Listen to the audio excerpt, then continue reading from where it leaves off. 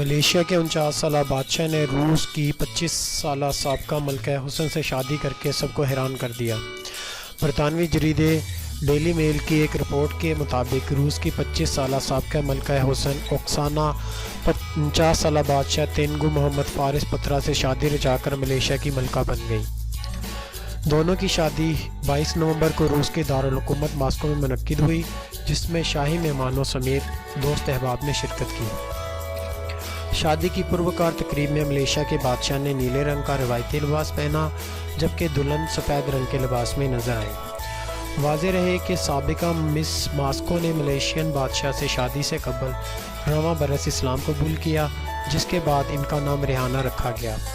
Rihanna ने 2016 में miss Moscow का एजाज़ अपने नाम किया था, जिसके बाद उन्होंने चीन और थाईलैंड में भी काम किया था। रिपोर्ट्स हैं कि शादी के बाद रिहाना ने हिजाब भी लेना शुरू कर दिया है। रिहाना ने इकनॉमिक्स रूस यूनिवर्सिटी से बिज़नेस की तालीम हासिल की थी, जिसके बाद उन्होंने मॉडलिंग का शोबा इख्तियार किया और अब इन्हें मलेशिया की मलका होने का एजाज़ हासिल है।